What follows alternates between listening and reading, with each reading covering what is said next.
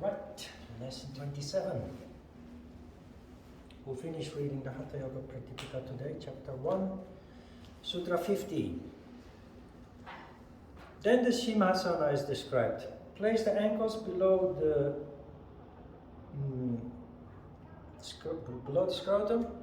What do you call that in unisex language? In the groin. Place the ankles in the groin on either side of the perineum. The right ankle on the left side of it and the left ankle on the right. Yeah, that's not really the groin, it's under the buttocks really. Simhasana, that is the lion pose. There are two versions, one in Padmasana and one balancing on the knees. The thing is that Simhasana,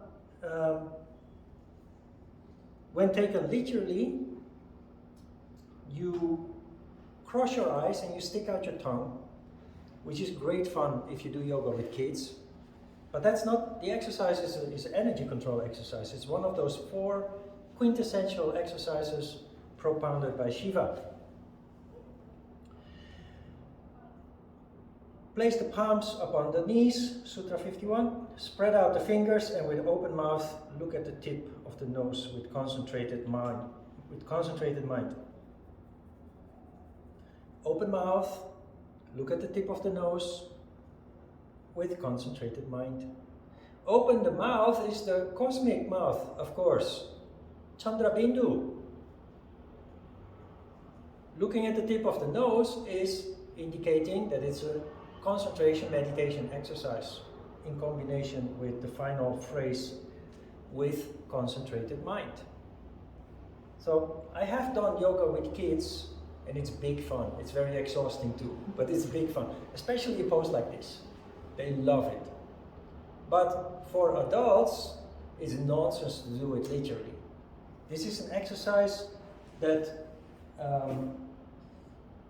if you pay attention, you can actually feel Surya Bindu. It feels like as if there is a cool draft blowing on your tailbone. And that's the purpose of this pose, the realization of Chandra Bindu and Surya Bindu. You balance, you cross your feet in accordance with the text, cross your ankles, you balance on your knees, you put your hands with the fingers spread, like the paws of the lion. You raise your head, you raise your chin, close your eyes, and make your back hollow. Try to visualize your tailbone pointing up.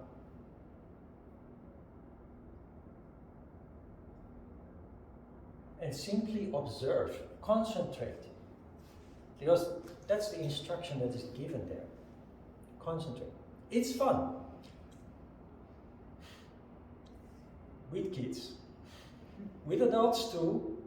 But we're trying to learn something about real yoga here. And crossing your eyes and sticking out your tongue. There are even people who try to sell this as facial stretching yoga or something like that. Which, sure, you're doing something with your facial muscles, and it might have some benefit even. But there is more behind it. Like many other poses or many other techniques, like pranayama, breathing is not bad, it's good. But pranayama is something different. Simhasana, literally following the text. It's fun, it does do something with your facial muscles, but there's something more behind it, something more valuable. Something more subtle, most of the cases. Subtle, and thus, for many people, not interesting. Because many people are, like most of us, are doubting Thomases who do not believe in things that cannot be perceived with the gross senses. 52. This is Simhasana, held in great esteem by the highest yogins. This most excellent asana facilitates the 3 bandhas.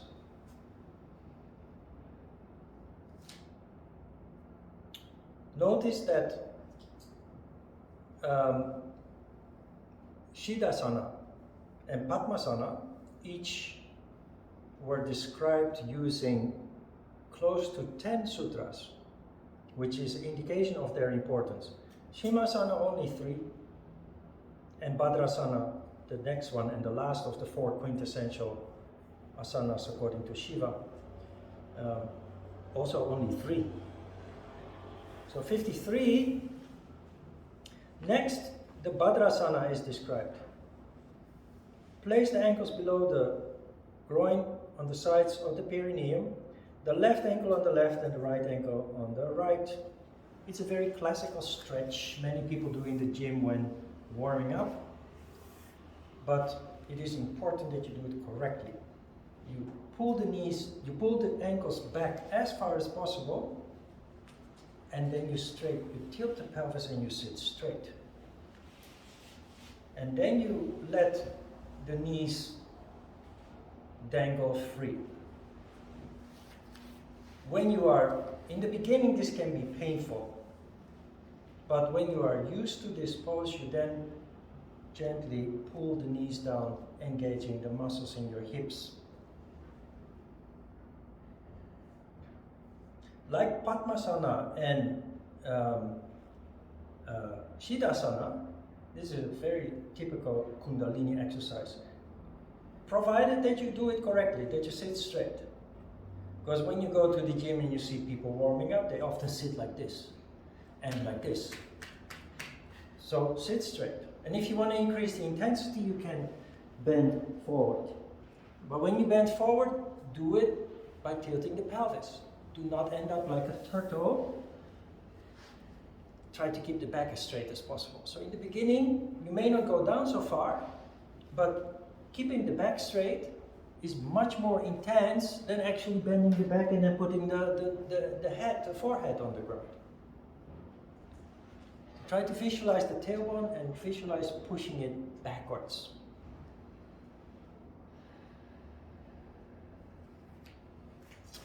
Bhadrasana.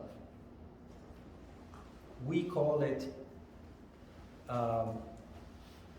Bhadakonasana, which means restrained angle.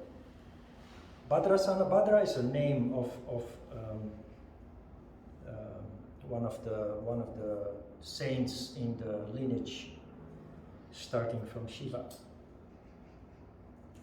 54. Then firmly hold the feet with the hands, which are on their sides. Hold the feet, which are on their sides, and remain motionless. This is Bhadrasana, which destroys all diseases. The yogis who have become Siddhas call this Gorakshasana. Gorakshasana is also in the lineage,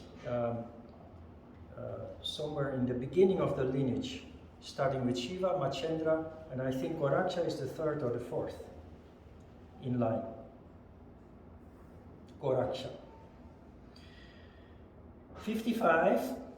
Thus, the best of the yogins, being free of fatigue in practicing asanas and bandhas, should practice purification of the nadis, mudras, etc., and control of energy.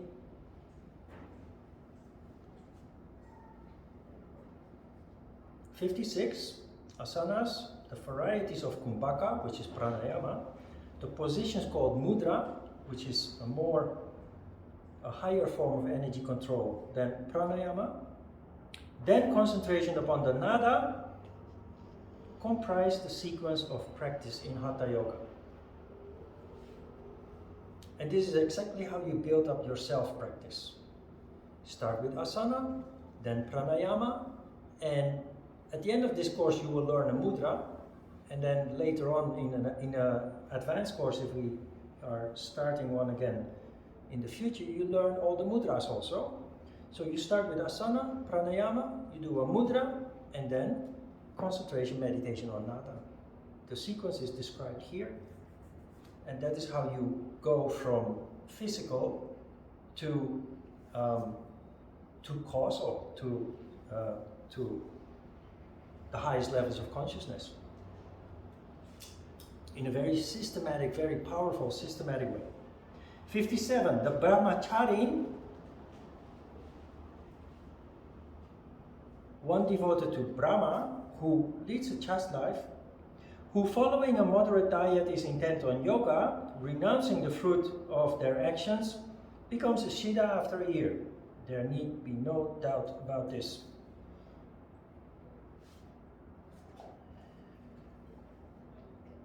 A Brahmacharyan, Brahma is God, somebody devoted to the practice of yoga, which is us. You are a Brahmacharyan if you take your yoga a little bit serious, if you practice on a regular basis.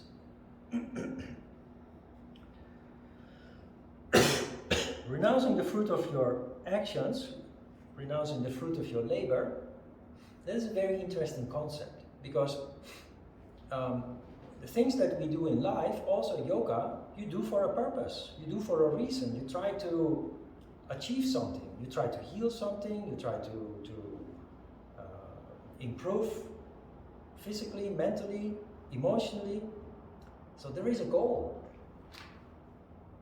But the thing is, if you keep focusing on the goal, you become impatient, you become frustrated. So renouncing the fruit of your labor does not mean having no ambition, because without ambition you don't get anywhere. So you have an ambition, but when you practice focus on the practice, because practice, in my experience, is enjoyable. So focus on the enjoyment of the practice in the moment, and have faith that with time you will receive more and more benefits from your regular practice. And I can confirm, I dare say, more than you can dream of. And the sutra ends actually saying that you reach the goal, or you become a Siddha after a year, within a year. In my experience, when I started practicing yoga, I felt immediate impact. Of course you're not a Siddha or a saint or an enlightened one in the beginning stages of your practice, but you immediately feel that it works, that it changes your chemistry, that it changes your consciousness. And for me, it's been the motivation to continue, but it was the reason that I fell in love with yoga. That I became dedicated to yoga. It became in spite of the turmoil that took years to solve, it was my center point in life. It was something I always came back to.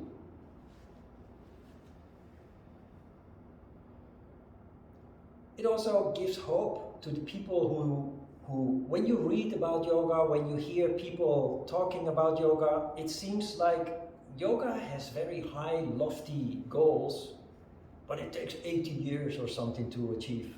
No, it's not true. Just within a year. Siddha means that you possess supernatural paranormal abilities. Within a year you have transformed, at least to the point that you're much more conscious, much more sensitive than you were before. And the rest is just a matter of maturing with time and continued practice. 58. Moderate diet is defined to mean agreeable and sweet food, leaving 1/4 of the stomach free, eaten as an offering to please Shiva. So what do people do? They dutifully build an altar in their home or in their temple or wherever, and they put food there as an offering to please Shiva. But practically, what does this mean? It's about energy. You eat not until you're full, because then it's too late. then you get tired. Eat until, Ajita used to say, you fill half your stomach with solid food, 1/4 with liquid, and 1/4 with air. What does that mean? 1/4 with air means that you stop eating before you're full. So when you eat light, of course, proper food is described in the sutras following: light food, nutritious food, unprocessed foods. When you eat light and you avoid eating too much, even after a meal, you're still full of energy. And that is what it means. To please Shiva, that is your functioning in the crown chakra. That is God, that is heaven. If you eat too much or too heavy, you crash. Your energy crashes. So that is what it means. It does not mean that you build an altar in your house and you put all kinds of foods there as a sacrifice, as an offer.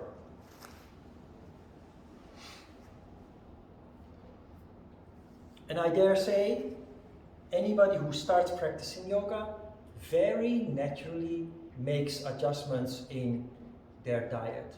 Why? Because it feels good. You become conscious of how food affects you. And there are foods that make you heavy, tired, not feel good. And there are foods that uplift you, that give you energy and do not make you feel tired when you're done with your meal.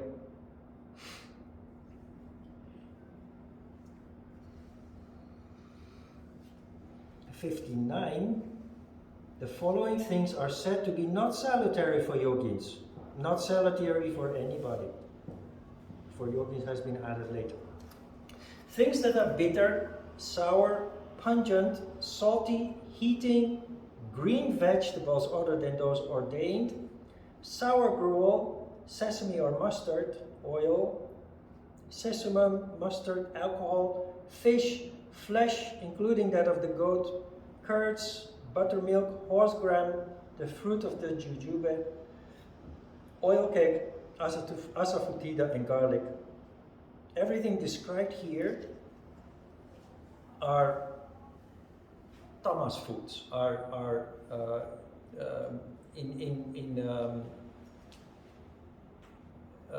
you would call it yin foods and yang foods. Yang foods are foods that excite, that cause. They say, for example, about beef, people who eat much beef, they are generally more aggressive than people who are vegetarian or eat only white meats like fish and chicken, fish and fowl. The foods affect us, and it is therefore important that we choose foods that are, of course, nutritious, but also foods that do not disturb our energy balance too much. Interesting is that this sutra tells us not to eat green vegetables, at least not other than those ordained. Green vegetables are deemed very healthy, right? So many people who are very health conscious, there are people who eat only salads or have a salad as their main meal of the day. The thing is, a salad, if it doesn't contain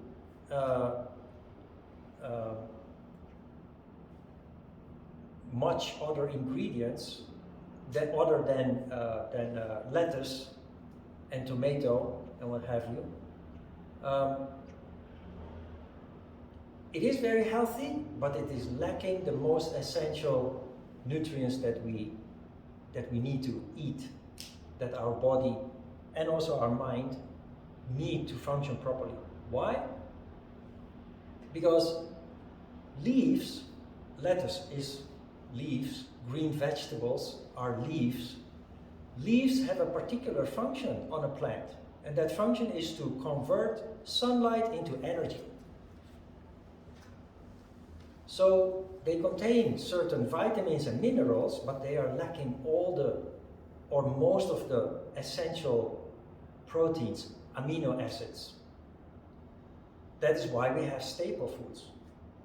Foods that contain all the elements of life are the beets, the seeds, the roots, which are the basis of each plant. Or they're not the basis of the plant, but they are the seed that grows on the plant to create new life. And to create new life, you need the whole spectrum of all the nutrients, including, and most importantly, all the amino acids, all the proteins. So that will be mentioned in a sutra later on, where foods are mentioned that are salutary. These are things to avoid. Is everything with strong taste, bitter, sour, pungent, salty, heating, sour gruel, mustard oil, etc. Garlic, which I love and eat in quite large amounts. 60. Diets of the following nature should be avoided as unhealthy. Food that having been once cooked has grown cold and is heated again. Food that is dry, devoid of fat, or has an excess of salt or sourness. That is bad or has too much of vegetables mixed with it. Food that having been once cooked has grown cold and is heated again kind of implies that when you're done with your dinner, your meal, you have to throw it away. I never throw food away. When this was written, people didn't have fridges. And food that is cooked and very slowly cools down develops lots of germs, lots of bacteria, and can turn bad rather quickly. And with that, of course, with a poor medical services at that time, or non-existing, that can be dangerous. But I never throw away food for the simple reason that food is produced by nature. And like ancient people were very grateful for the food that they had because they knew that they couldn't take it for granted. They experienced famine and shortage and what have you. We have the luxury of supermarkets and we forget the value of food. It hurts me when I see people throwing away a piece of meat. An animal has died for that. I mean it, I'm not joking. Foods that have been grown by a farmer in a field that have spent months maturing, ripening. Unless it's bad, I can't throw it away. I put it in the fridge and I will eat it later.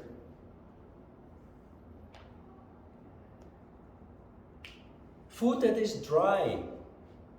I'm old enough to have experienced the diet craze where everything had to be light, everything had to be lean, void of fat. Only to find out now, these days, food nutritionists know that fat is actually very important. Even also animal fats are very important for the functioning of the nerve system in the brain. And apparently, those yogis in an ancient past, when this book was written, they knew that already. So they warned not to avoid food that is dry or devoid of fat. 61. In the beginning, fire, women or men, journeys should be avoided. For thus, Garaksa says, association with bad company, basking near the fire was mentioned just as a concept. Later they made it basking near the fire during winter. So association with bad company, fire, women and men, and long journeys, bathing early in the morning, fasting, etc., and hard physical activity should be avoided. Fire is not fire in terms of heat. It is about ego and ambition. If you want, the sutra starts with in the beginning. When you start out on the path of spirituality, you start to practice yoga, you start to enter into a whole new way of life. You must avoid distractions. So, because in the ancient past, yoga was a male affair. It was mainly men that practiced yoga. So women should be avoided, but it is about being distracted by the other sex. So it applies as well to men as to women in the modern time that we live in. Journeys should be avoided. If you want to do something good, you have to focus on it. When you're on your way from A to B, from here to there, there's really not much room to focus on spiritual endeavors. Bad company, people that cause conflict or any other negative interaction or emotions. Fire is ego and ambition. Bathing early in the morning, I don't know exactly why that is. They didn't have boilers at the time, so that probably means avoiding the shock of jumping in an ice cold river. Fasting, which is a good thing, but not when you just started a whole new adventure that in the beginning requires lots of nutrients. We have seen that before in another sutra. Hard physical activity should be avoided because you need all your energy to focus on your newly found goal, following the spiritual path. 62. The following things are suitable to be taken by the yogi. Pay attention to the nature of these foods described here. Wheat, rice, barley, the grain called sastika, and purified food. Milk, ghee, brown sugar, butter, sugar candy, honey, dry ginger, the vegetable called pataloka, and the 5 pot herbs. Green gram and pure water. These are all staple foods. Grains, seeds,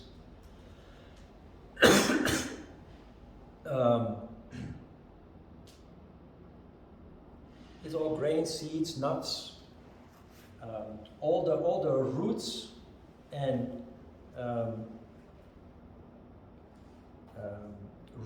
beets all contain all the elements of life, and that is also the reason why they are the staple foods.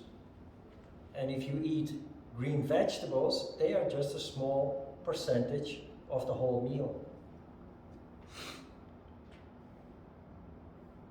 Now, there are some things you might not agree with. There's a lot of sweet things mentioned here. Brown sugar, sugar candy, honey. But consider that we now live in a time of abundance where especially processed foods contain far too much of these sugar and sweet ingredients, and often not even natural anymore. But at this time that this was written, those sugar and honey were very rare and probably very expensive, and people in contradiction with the modern time where we have too much of it, people maybe even had too little of it. So the sutra is really telling us giving us advice on very nutritious foods that you need, especially in the beginning when you turn everything upside down within yourself and require lots of nutrients to feed that endeavor.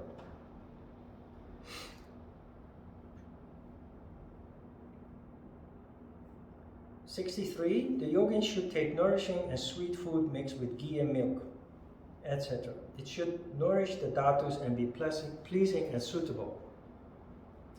The dhatus are the 7 elements that we came across in the Muladhara chakra, which one of the representative characters in the Muladhara chakra is the elephant with 7 trunks. Each of these trunks representing one of the dhatus, which is plasma, blood, they're mentioned here. Plasma, blood, muscles, fat, bones, brain marrow, nerves, and semen in increasing complexity, starting with the most simple one being plasma and the most complex one being semen or ovum in the same being. It's also interesting that the sutta tells us to that food should be pleasing and suitable. There are people on the spiritual path who kind of they're very extreme and think that that food must be totally pure, with no additives, with no taste makers, and every meal that you have,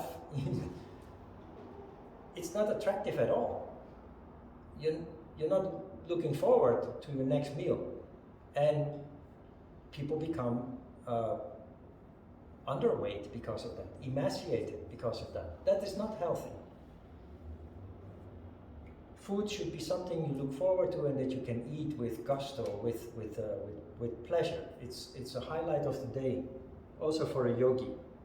You just make more sensible choices. 64. Any person who's not lethargic in the pursuit of different forms of yoga attains perfection. CD.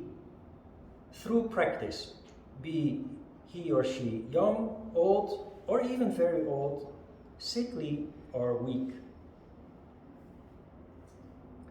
This is an appeal to your practice of contentment, positive thinking. I've had many people throughout the years who contacted me and said, I have no experience with yoga, can I do this? Or I'm only a beginner, or I'm so stiff. That's not the point. Anybody can benefit from yoga, will benefit from yoga. The thing is, we set our goals so high, or we look at pictures of people with 30 years of experience, or many books and videos show people whose background is originally not in yoga. They since childhood they've been trained in ballet, in gymnastics, and when yoga became popular, they jumped on the bandwagon with their good body on the bandwagon of yoga, and it's kind of unfair to create this illusion to normal people, to lay people, that is what yoga is supposed to be like, being able to do a 180-degree split and all these incredible back bends and what have you, pretzel poses. No, especially when you're a little bit stiff and a little bit unhealthy and a little bit old, you will have more benefits from yoga than those people who are already healthy and limber and what have you, flexible and strong. And this is also, if you ever teach yoga, this is something that you should convey to the people in your class, because you can feel that people are a little bit nervous or a little bit insecure with their own body, about themselves. And when it comes to it, you give them some comfort by give them a compliment on what they can do right, instead of criticizing on their lack of abilities and what have you. Yoga is, after all, something that you do from the heart. Especially as a teacher. Anybody teaching yoga should function from the heart with compassion and empathy. 65. One who is intent on practice will obtain siddhi, not one who is idle. Yoga siddhi is not obtained by a mere reading of the scriptures. This always makes me smile. Ajita commented, didn't Jesus have something against scholars as well? Yoga is a practical science. It's a science, but it's a practical science. The philosophy and the theory support the practice. But there are many scholars in yoga, especially, of course, in India, which is the land of the origin of yoga. And there are universities that are completely focused on yoga. There are people who study yoga but neglect the practical part of it. This sutra tells us that is not correct. Just reading the books does not make you a siddhi or a yogi. And the next sutra piles on top of that saying, Sutra 66, siddhi is not achieved by wearing the dress of a yogi or by talking about it. Practice alone is the cause of success. This is the truth without a doubt. Nothing to add to that. 67. The asanas, the different kumbhakas and the excellent karanas, positions like the mudras, Mahamudra, are all in the course of Hatha Yoga to be practiced till the fruit of Raja Yoga is obtained. Asana, pranayama, and higher energy control, the karanas, the mudras, are all part of the process that lead us to functioning from the crown chakra, that lead us to increasing awakening and then further expanding consciousness in the crown chakra. And that was the last sutra. Questions?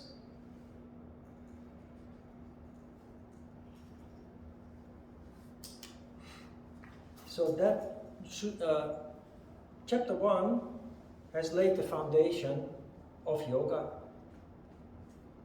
Reading the Hatha Yoga Pradipika, we have turned things a little bit upside down, but it is how we started.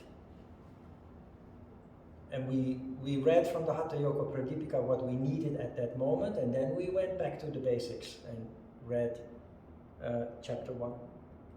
But very systematic and very practical also. If you understand the meaning behind the symbolical language, which you now do. Okay, let's have a short break.